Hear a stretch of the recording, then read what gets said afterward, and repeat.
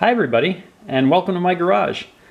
The quarantine is still going on. It's cold and raining outside, so I thought it was the perfect day to go through some of my old metal detecting finds. And I have here in front of me a mystery that's really been bugging me for quite a while now. I'm hoping there's somebody out there who sees this who might be able to shed some light on exactly what I have here. But before I get into that, I'll do my usual obligatory gear check. Got my Seiko 5. This has been pretty much my go-to watch lately, and carrying the Benchmade Griptilian, which is just a great all-around knife for when you're stuck at home, which is pretty much what I'm doing all the time these days. Okay, so a little bit of background for you on this. I live here in the Pacific Northwest, and all these were found at the same site. I really don't want to give out the details of exactly where that was, but all found within a few feet of one another. And two things I should clarify. Number one, yes, I did have permission to be there.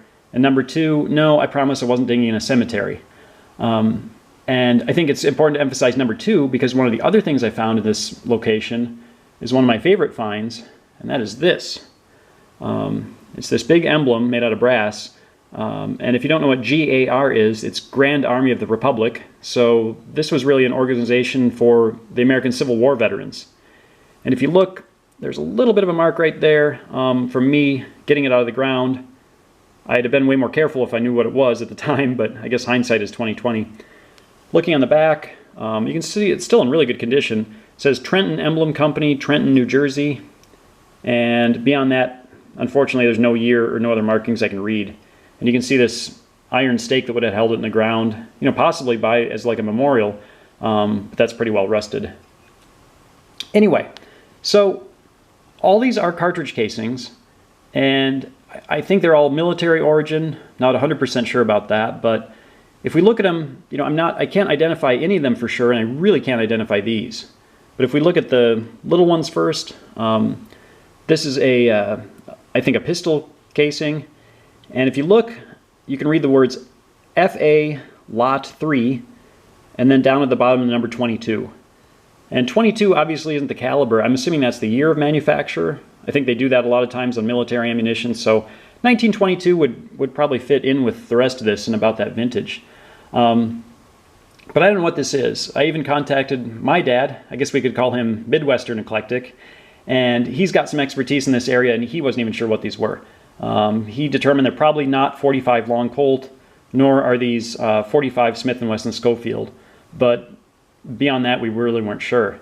The bigger cartridges, these things are really heavy duty. I mean, that is thick brass. Made these back when I guess they made things really substantially. You can see there's a primer in there. It's been punctured. Some lettering stamped in that unfortunately you just can't read anymore. And I don't know what these are. They're a really big cartridge. I thought at first might be a 4570, but I don't think so. Maybe they're a 4550 or a 4590, something kind of more obscure. But I'll put all the measurements, the exact measurements as best I can get them, in the description, and so that might help anybody that could try to help me with the identification. And now we come to the real mystery, and that's these guys. So I have no idea what this case matches. The closest thing I could find was something called a 45 120 Sharps, but I think that's a 45 caliber, and even the outer diameter up here in front is less than 45, so I doubt that's right. Beyond that, I have no idea. If you look, there's definitely a primer that's been punctured and some wording stamped in there, some lettering, but I can't read it. When I found these at first, I didn't even know, especially the first one, what it was. I mean, I had no idea it was a cartridge, because it had all these holes in it, and I thought it was just a piece of pipe or something with holes in it. But it's absolutely a cartridge. There's no doubt about that. But the mystery is the holes. What the heck are those for? I've had people tell me a couple theories, and frankly, I'm not really on board with either one. The first one is somebody said, well, yeah, after the fact, somebody just drilled holes in it for some reason. I really doubt it. First of all, why?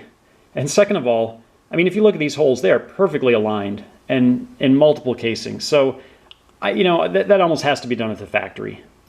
Now the question is, why did they do that? And somebody said, well, maybe they're blanks.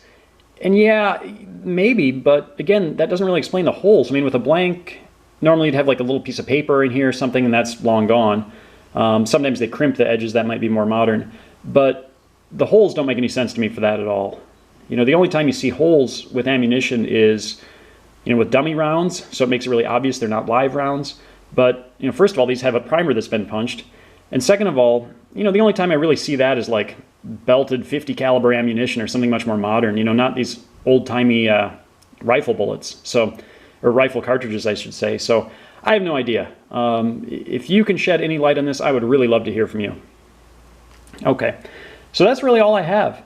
I appreciate you watching. I hope you found it interesting, whether you know exactly what these are or not. But if you do, by all means, please leave me a comment. Point me in the right direction. I'd love to know. In the meantime, I imagine the rest of you are like me, where you're really excited to get back outdoors and start enjoying all these things that we love to do. I'm hoping that day comes pretty soon. And I look forward to making some more videos on catching crayfish, all those things we really love to do. So I will keep you posted on that. In the meantime, thanks for watching and stay healthy.